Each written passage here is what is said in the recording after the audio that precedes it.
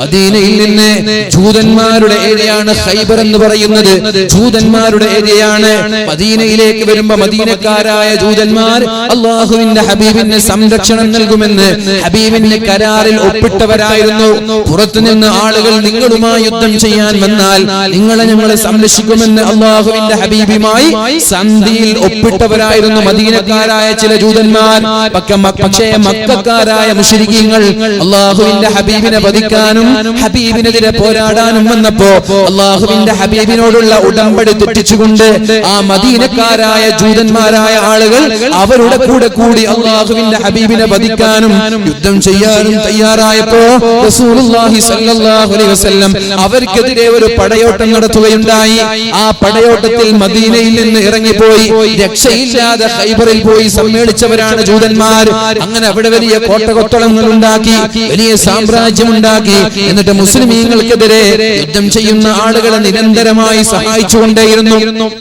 റസൂലുള്ളാഹി സ്വല്ലല്ലാഹു അലൈഹി വസല്ലം തങ്ങൾക്ക് അവരെ തകർക്കാതെ കഴിയില്ല. കാരണം ആര് ഇസ്ലാമിനെ തകർക്കാൻ തയ്യാറായാലും, ഇസ്ലാമിനോട് യുദ്ധം ചെയ്യാൻ തയ്യാറായാലും സാമ്പത്തിക സഹായം നൽകാൻ ഒരു മടിയുമില്ലാത്തവരാണ് ഖൈബറിലെ ജൂതന്മാരായ ആളുകൾ. അതുകൊണ്ട് നബി തങ്ങൾ അങ്ങോട്ട് ഒരു യുദ്ധത്തിന് പോവുകയാണ്.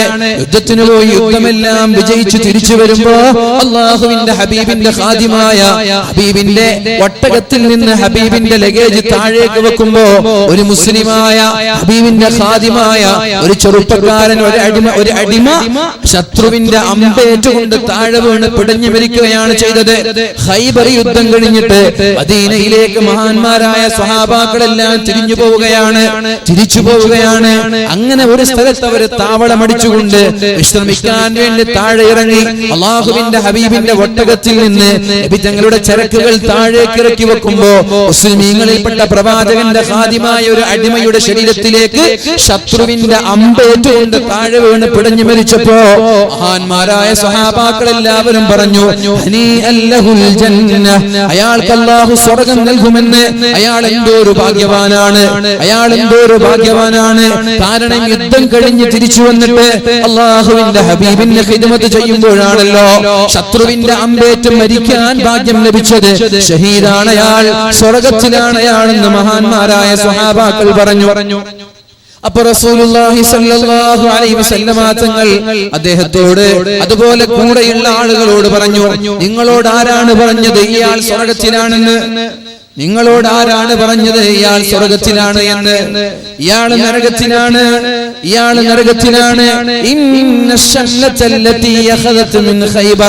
ഖൈബർ യുദ്ധം കഴിഞ്ഞ് ആർക്കും വേണ്ടാതെ ഒരു സ്ഥലത്ത് വീണ് കിടക്കുന്ന ഒരു തട്ടം അല്ലാഹുവിന്റെ ഹബീബിന്റെ സമ്മതമില്ലാതെ ഇദ്ദേഹം എടുക്കുകയുണ്ടായി. ഖൈബർ യുദ്ധം കഴിഞ്ഞ് ഗനീമത്ത് സ്വത്തായി പൊതുമുതലായി നൽകേണ്ട ഒരു തട്ടം, ഒരു ഷാൾ അദ്ദേഹം സമ്മതമില്ലാതെ ഉപയോഗിക്കുകയുണ്ടായി. ആ ഷാൾ ഹബീബിനെ ഏൽപ്പിക്കുന്നതിനു മുമ്പേ മരിച്ചുപോയതുകൊണ്ട് നരകത്തിൽ കിടന്ന് വെന്തുരുകേണ്ടി വരുമെന്ന് ശഫീഉനാ റസൂലുള്ളാഹി സ്വല്ലല്ലാഹു അലൈഹി വസല്ലം. അപ്പോഴാണ് ഒരാൾ കടന്നു വന്നിട്ട് പറഞ്ഞത്, നബിയേ, ഞാൻ അങ്ങനെ യുദ്ധം കഴിഞ്ഞ് തിരിച്ചു വരുമ്പോ എന്റെ ചെരുപ്പിന്റെ വാറ് പൊട്ടിപ്പോയിട്ടുണ്ട് നബിയേ. അപ്പൊ അവിടെ തെറിച്ചു പോയ ആർക്കും വേണ്ടാത്ത ഒരാളുടെ ചെരുപ്പിന്റെ വാറെടുത്ത് ഞാൻ എന്റെ വാറിലേക്ക് കുത്തിത്തിരുകിയിട്ടുണ്ട്.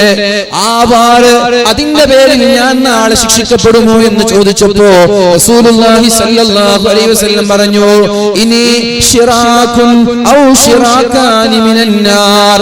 നിങ്ങൾ ഒരു വാറോ രണ്ട് വാറോ എന്നല്ല, നിങ്ങൾ ചെറിയ ഒരു നയാ പൈസ പോലും മറ്റുള്ളവരുടേത് അപഹരിച്ചെടുത്ത് ഉപയോഗിച്ചാൽ നിങ്ങൾ നാളെ നരകത്തിന്റെ ഭയാനകമായ ശിക്ഷ അനുഭവിക്കേണ്ടി വരുമെന്ന് പരിശുദ്ധ റസൂലുള്ളാഹ്. അതുകൊണ്ട് പ്രിയമുള്ള മുഅ്മിനീങ്ങളെ, നമ്മുടെ നിസ്കാരം നമ്മെ രക്ഷപ്പെടുത്തൂല, നമ്മുടെ ഖുർആൻ നമ്മെ രക്ഷപ്പെടുത്തൂല, നമ്മുടെ സ്വതക്കകൾ നമ്മെ രക്ഷപ്പെടുത്തൂല, നമ്മുടെ സ്ഥാപനങ്ങൾ നമ്മെ രക്ഷപ്പെടുത്തൂല, ഒന്നും രക്ഷപ്പെടുത്തൂല. ഹറാമായ സമ്പാദ്യം നമ്മുടെ കയ്യിലുണ്ടെങ്കിൽ എത്രയെത്ര സംഭവങ്ങളാണ് അങ്ങനെ. കഞ്ചാവുകാരൻ കഞ്ചാവ് വിൽക്കുന്നത് പാവപ്പെട്ട കുടുംബക്കാരനെ ദുരുപയോഗം ചെയ്തുകൊണ്ടാണ്. ഗൾഫിലേക്ക് പോകുന്ന ഭാര്യയുടെ കുടുംബക്കാരന്റെ കയ്യിൽ, ഭാര്യയുടെ ഗൾഫിലേക്ക് പോകുന്ന ചെറുപ്പക്കാരന്റെ കയ്യിൽ ഭാര്യയുടെ കുടുംബക്കാരൻ കൊണ്ടുപോയി ഒരു വസ്തു കൊടുക്കുകയാണ്. എയർപോർട്ടിൽ ഇന്നൊരാള് വരും, അയാളുടെ കയ്യിൽ കൊടുക്കണമെന്ന്. എയർപോർട്ടിലേക്ക് അറിയാതെ, ഇത് അന്വേഷിക്കാതെ തന്റെ ഭാര്യയുടെ കുടുംബക്കാരനെ വിശ്വസിച്ചുകൊണ്ട് ഗൾഫിലേക്ക് പോയി. എയർപോർട്ടിൽ ഇറങ്ങിയാൽ നേരെ പോകുന്നത് പുറം ലോകം കാണാത്ത ജയിലറയാണ്.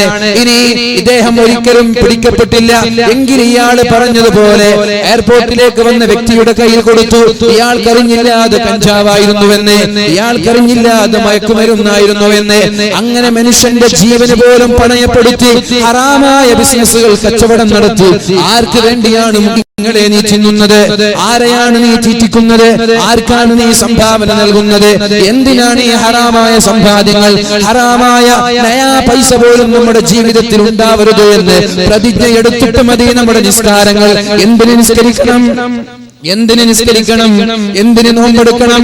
ഹറാമ് തിന്നിട്ട്, ഹറാമായ വസ്ത്രം ധരിച്ചിട്ട് എന്തിനാണ് ഈ നിസ്കാരങ്ങളും, എന്തിനാണ് ഈ പ്രാർത്ഥനകളുമൊക്കെ? അതുകൊണ്ട് ഹറാമ് തിന്നുന്നവൻ ഒരിക്കലും അല്ലാഹുവിന്റെ സ്വർഗ്ഗം കാണാൻ പോകുന്നില്ല.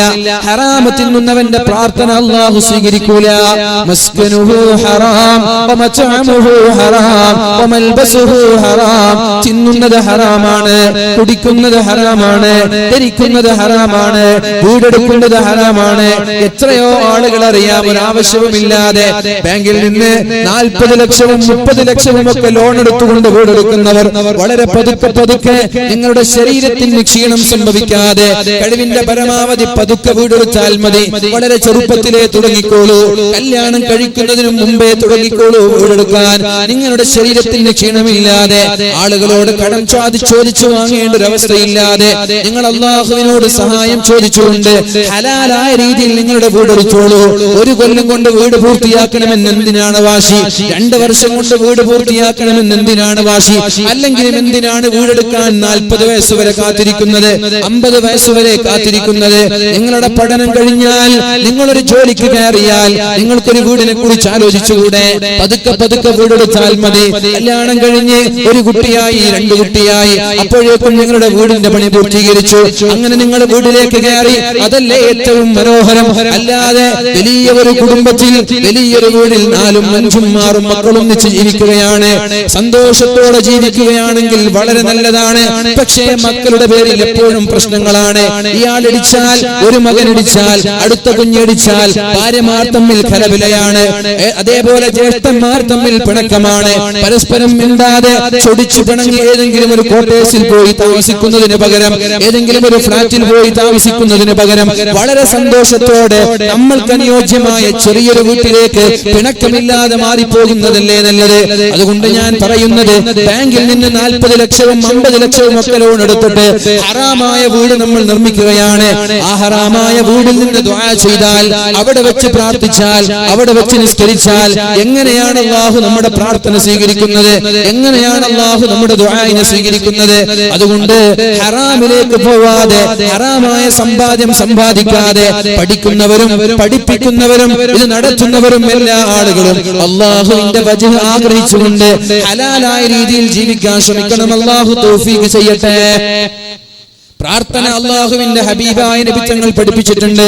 അല്ലാഹുമ്മ അഗ്നിനി ബിഹലാലിക അൻ ഹറാമിക വബിതാഅതിക അൻ മഅസിയതിക വബിഫദ്ലിക അമ്മൻ സിവാക. അല്ലാഹുമ്മ അഗ്നിനി ബിഹലാലിക അൻ ഹറാമിക. അല്ലാഹുവേ, ഹലാൽ കൊണ്ട് നീ എന്നെ തൃപ്തിപ്പെടുത്തണേ അല്ലാഹ്. ഹലാൽ കൊണ്ട് നീ എന്നെ തൃപ്തിപ്പെടുത്തണേ അല്ലാഹ്. ഹറാം നീ എനിക്ക് തരല്ലേ റബ്ബേ. ദുആഇന്റെ അർത്ഥം അങ്ങനെയാണ്.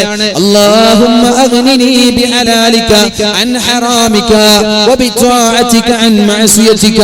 അല്ലാഹുവേ, തെറ്റ് ചെയ്യാതെ നന്മ മാത്രം ചെയ്യാൻ നീ എനിക്ക് തൗഫീഖ് നൽകണേ അല്ലാഹ്. നന്മ കൊണ്ട് തൃപ്തിപ്പെടാൻ നീ എനിക്ക് തൗഫീഖ് നൽകണേ അല്ലാഹ്. തെറ്റ് എന്ന ചിന്ത എന്റെ ശരീരത്തിലേക്ക്, എന്റെ ഹൃദയത്തിലേക്ക് നീ നൽകല്ലേ അല്ലാഹ്. വബിതാഅതിക അൻ മഅസിയതിക വബിഫദ്ലിക അമ്മൻ സിവാക. ഈ പ്രാർത്ഥന നിരന്തരമായി പ്രാർത്ഥിച്ചോളൂ മുഅ്മിനീങ്ങളെ. അല്ലാഹുവിനോട് ദുആ ചെയ്തോളൂ. ഹറാം ജീവിതത്തിൽ തെറ്റിലേക്ക് വരാതിരിക്കാൻ അല്ലാഹുമ്മ അഗ്നിനി ബിഹലാലിക അൻ ഹറാമിക വബിതാഅതിക അൻ മഅസിയതിക. അല്ലാഹുവേ ഹറാമില്ലാതെ ഹലാൽ കൊണ്ട് തൃപ്തിപ്പെടാൻ നീ ഞങ്ങൾക്ക് തൗഫീഖ് നൽകണേ അല്ലാഹ്.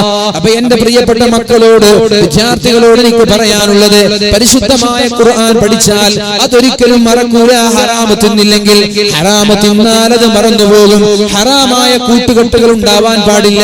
ഹാഫിലിങ്ങൾ ശ്രദ്ധിക്കേണ്ട ഒരുപാട് വിഷയങ്ങൾ മഹാനായ അബ്ദുല്ലാഹി ഇബ്നു മസ്ഊദ് തങ്ങൾ പറയുന്നുണ്ട്. ഹാഫിലിങ്ങൾ ശ്രദ്ധിക്കേണ്ട ഒരുപാട് വിഷയങ്ങൾ മഹാനായ അബ്ദുല്ലാഹി ഇബ്നു മസ്ഊദ് തങ്ങൾ പറയുന്നുണ്ട്. എന്തൊക്കെയാ ശ്രദ്ധിക്കേണ്ടത്? യംബഗി ലിഹാമിലിൽ ഖുർആൻ, ഖുർആൻ പഠിച്ച ഒരാൾക്ക് നിർബന്ധമാണ് അയ്യഅരിഫ ബിലൈലിഹി ഇദൻ നാസു നായിമൂൻ, ജനങ്ങളെല്ലാം ഉറങ്ങിക്കിടക്കുമ്പോൾ നിങ്ങൾ ഉറങ്ങാൻ പാടില്ല. ജനങ്ങളെല്ലാം ഉറങ്ങിക്കിടക്കുമ്പോ നിങ്ങൾ ഉറങ്ങാൻ പാടില്ല. നിങ്ങളുടെ വീട്ടിലേക്ക് നിങ്ങൾ പോയാൽ നിങ്ങളുടെ പിതാവും നിങ്ങളുടെ മാതാവും നിങ്ങളുടെ സഹോദരങ്ങളും ജേഷ്ഠാനുജന്മാരും ഒക്കെ കിടന്നുറങ്ങുമ്പോ നിങ്ങളും അവരെ പോലെ കിടന്നുറങ്ങിയാൽ നിങ്ങളും അവരും തമ്മിൽ എന്ത് വ്യത്യാസമാണ്? അതുകൊണ്ട് അവരെല്ലാവരും ഉറങ്ങിക്കിടക്കുമ്പോ ജനങ്ങളെല്ലാം ഉറങ്ങിക്കിടക്കുമ്പോ, വീട്ടുകാരെല്ലാം ഉറങ്ങിക്കിടക്കുമ്പോ ഉറക്കിൽ നിന്ന് എണീറ്റ് കൊണ്ടൊന്ന് തഹജ്ജുദ് നിസ്കരിക്കണം. ആ തഹജ്ജുദ് നിസ്കാരത്തിൽ നിങ്ങൾ പഠിച്ച പരിശുദ്ധമായ ഖുർആൻ 1-2 പേജുകൾ ഒരു റക്അത്തിൽ ഉറക്കെ നിങ്ങൾ പാരായണം ചെയ്യണം. അങ്ങനെ വിത്ർ നിസ്കാരം 3 റക്അത്തായി നിസ്കരിക്കുകയാണെങ്കിൽ ഒരു റക്അത്തിൽ 5 പേജ് ഓതിയാൽ നിങ്ങൾക്ക് വിത്ർ നിസ്കാരം കഴിയുമ്പോഴേക്കും ഏകദേശം ഒരു 3/4 ജുസ്ഓളം നിങ്ങൾക്ക് ഓതി തീർക്കാൻ പറ്റും. അത് പതുക്കെയല്ല, ഉറക്കെ പാരായണം ചെയ്യണം. നിങ്ങളുടെ പാരായണം കേട്ട് നിങ്ങളുടെ മാതാവ് ഉണരണം, നിങ്ങളുടെ പാരായണം കേട്ട് നിങ്ങളുടെ പിതാവ് ഉണരണം. എന്നിട്ട് അവരും നിങ്ങളെപ്പോലെ തഹജ്ജുദ് നിസ്കരിക്കണം. അല്ലാതെ നിങ്ങളുടെ മാതാപിതാക്കൾ തഹജ്ജുദ് നിസ്കരിക്കുമ്പോൾ ഹാഫിലികളായ നിങ്ങൾ കിടന്നുറങ്ങരുത്. നിങ്ങൾ വിചാരിക്കരുത് നിങ്ങൾ ചെറിയ കുട്ടികളാണെന്ന്. ചെറിയ കുട്ടിയല്ലേ, പ്രായമായിട്ടില്ലല്ലോ എന്ന് നിങ്ങൾ വിചാരിക്കരുത്. മഹാനായ ഇമാം അഹ്മദ് ഇബ്നു ഹംബൽ തങ്ങളുടെ സമീപത്തേക്ക് ഒരു പ്രഗൽഭനായ പണ്ഡിതൻ പഠിക്കാൻ വേണ്ടി കടന്നു വരികയാണ്. ഇമാം അഹ്മദ് ഇബ്നു ഹംബൽ തങ്ങളുടെ സമീപത്തേക്ക് പഠിക്കാൻ വേണ്ടി ഒരു ശിഷ്യൻ കടന്നു വരികയാണ്. ശിഷ്യൻ ഉറങ്ങുന്ന മുറിയിലേക്ക് ഒരു വെള്ളത്തിന്റെ പാത്രം ഉറങ്ങാൻ കിടക്കുന്ന സമയം ഇമാം അഹ്മദ് ഇബ്നു ഹംബൽ തങ്ങൾ കൊണ്ടുപോയി വെക്കുകയാണ്. രാവിലെ എണീറ്റ് സുബഹി നിസ്കാരം കഴിഞ്ഞ് തന്റെ ശിഷ്യന്റെ മുറിയിലേക്ക് വന്ന് താൻ വെച്ച പാത്രം നോക്കുമ്പോൾ ആ പാത്രത്തിൽ നിന്നുള്ള വെള്ളം അനങ്ങിയിട്ടില്ല, അതുപോലെയുണ്ട്. താൻ വെച്ച പാത്രത്തിലെ വെള്ളം കുറഞ്ഞിട്ടില്ല. അപ്പോഴാണ് മഹാനായ ഇമാം അഹ്മദ് ഇബ്നു ഹംബൽ തങ്ങൾ പറഞ്ഞത്, എന്ത് പഠിക്കാനാണ് നീ വന്നത്? തഹജ്ജുദ് ഇല്ലാത്ത ഒരാൾക്ക് എന്ത് ഇൽമാണ് കിട്ടുന്നത്? തഹജ്ജുദ് നിസ്കരിക്കാത്ത ഒരാൾക്ക് എന്ത് ഇൽമാണ് ലഭിക്കുന്നത്? തഹജ്ജുദ് ഇല്ലാത്ത ഒരാൾക്ക് ഇൽമു കിട്ടൂല. തഹജ്ജുദ് ഇല്ലാത്ത ഒരാളുടെ ഇൽമു കൊണ്ട് ഉപകരിക്കൂല.